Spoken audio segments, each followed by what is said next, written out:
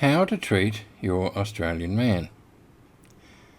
I've got a strong urge to burst into stand by your man, but I won't.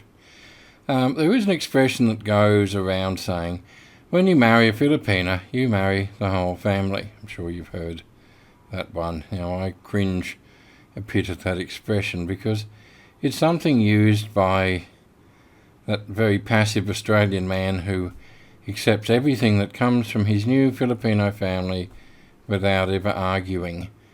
I think that everybody who knows me knows that I love the Philippines and I love Filipino people, otherwise why would I live here?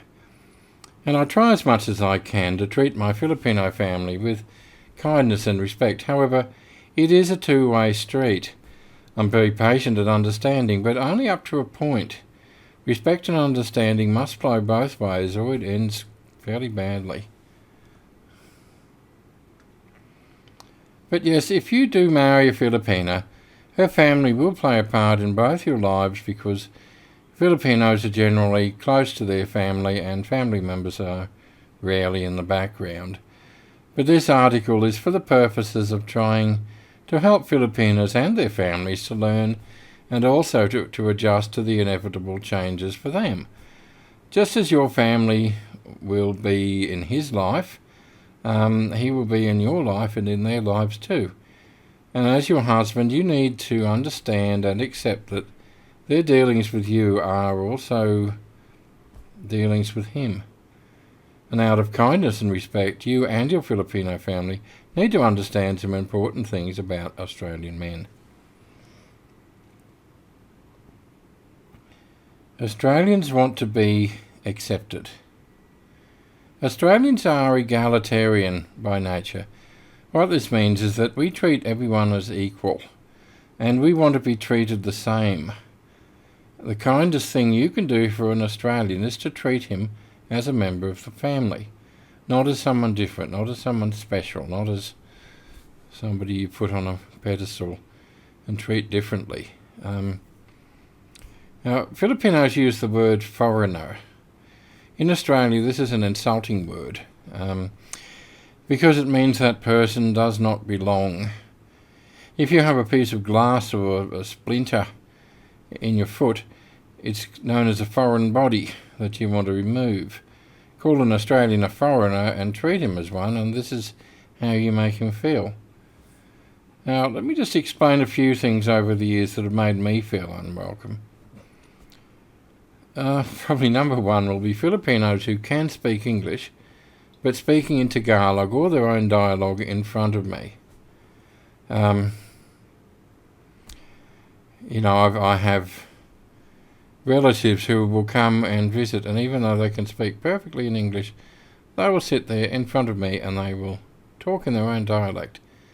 And I'm just there staring into space. This will happen in my own home. I get up and walk away when that happens. Now, Filipinos avoiding talking to me or being near me or even greeting me when they visit, claiming that the reason is, they feel shy. If you value the feelings of the Australian family member, you should make a strong effort to get over your shyness. Shyness is often just an excuse for laziness. Answering my questions by speaking to my wife or another Filipino instead, because it's easier for them. Also, not discussing things with me that directly affect me. Unfortunately, I get very little of this one because I do have a very loyal wife. But I know it happens where family members try to persuade the Filipino wife to do things, especially regarding money, without discussing it with the Australian husband. In other words, doing things behind his back. Now, my relatives, they're a good and decent lot. And we fortunately have very few of those within the family who constantly have their hands out for money. And most of these attempts over the years have failed because my wife Mila is a fairly tough character. And they will do anything for us and they never forget their tongue. We've been good to them. And in their defence, they don't forget that.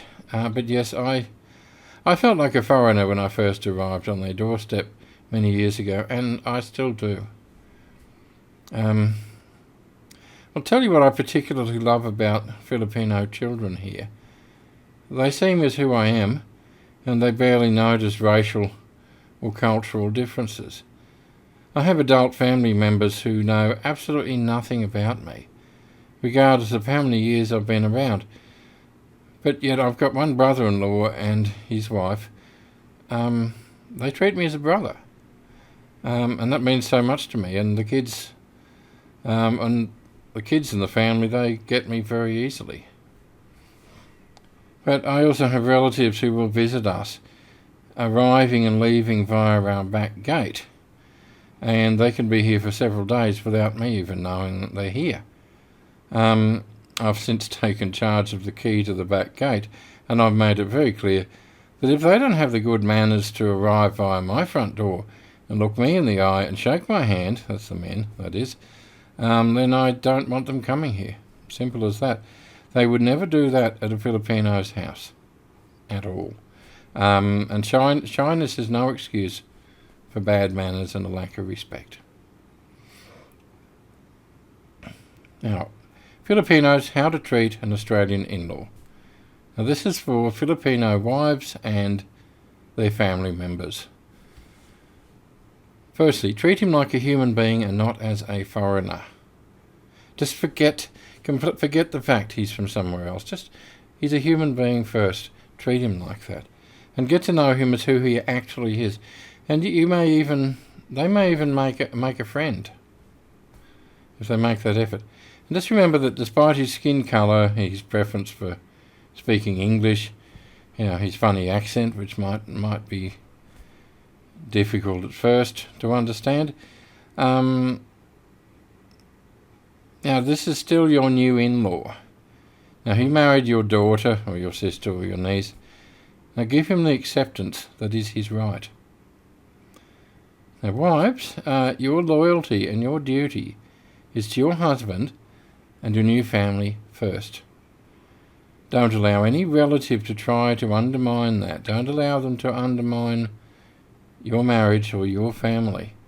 And shame on any relatives who'll do anything to try to weaken your marriage. And for goodness sake, speak English. There's nothing that excludes and isolates somebody like speaking in a language that they do not understand. Even if your English is poor, show some respect. No Australian will ever laugh at your poor English skills. We know your English skills are going to be a lot better than our Tagalog skills.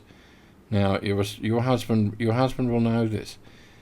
Oh, the brother-in-law that I mentioned, who treats me well, he's got fairly average, fairly ordinary English skills, especially that he now lives in Spain. But he will sit next to me and he'll greet me with a hug. He will try to talk to me. He will try to communicate, and at least he's making the effort, and I can see that. Now, wives, your husband is not balato for your family to share in. Look, for anybody who doesn't know, which is probably most of you, the word balato, there's a Filipino tradition. You share your wealth, you share your good fortune. If you win the lottery or the lotto or something, some for you, you go to the relatives, here's something for you, here's something for you. Don't treat your husband, don't allow anybody to treat your husband as balato. He's a human being, he's not good fortune that you've suddenly come across and that they're entitled to have a share in. If you marry a foreigner, a white man, an Australian, and he happens to be wealthy, that's between you and your husband. It's not their entitlement. Don't let them think that. Just keep money out of the equation. Keep money out of it, or your relationship between your family and your husband and your marriage too, it will sour. Now, speaking for myself, I'm generous when it comes to welcoming guests, as long as they don't arrive via the back gate, and I'm very forthcoming when genuine emergencies happen, and my family know that. My family here in the Philippines, I should say. With kids, we're especially generous and kind. We send lots of kids to school, etc., etc. We've been very good to the children of the family. But I find any attempts to take advantage of us are very hurtful when these things come around from people who should treat us as family. But the eye is on the money, and it's horrible. And don't judge him according to Filipino standards. Something he does, it might be bad manners by Filipino standards, but perfectly normal for an Australian. Remember, of course, that goes both ways. He should hopefully be tolerating differences with you and with your family. Just try to look for the intention behind the action or the behaviour. Are his intentions good? If so, let it go. And make sure your family do the same thing. Just try it. Try all of this, and your lives will be much smoother, and everyone will get fair treatment, and I'm sure at the end of the day, this is what you all want. Thank you.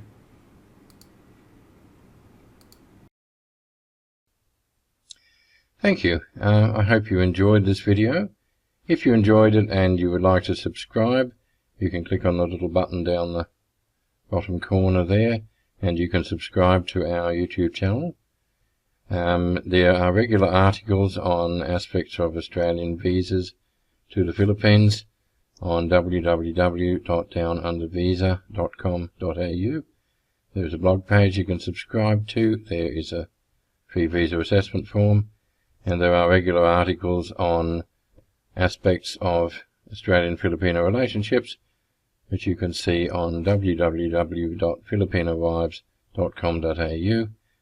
If you can please share these articles and these videos on any of the social media that you use, we would appreciate that. Thank you.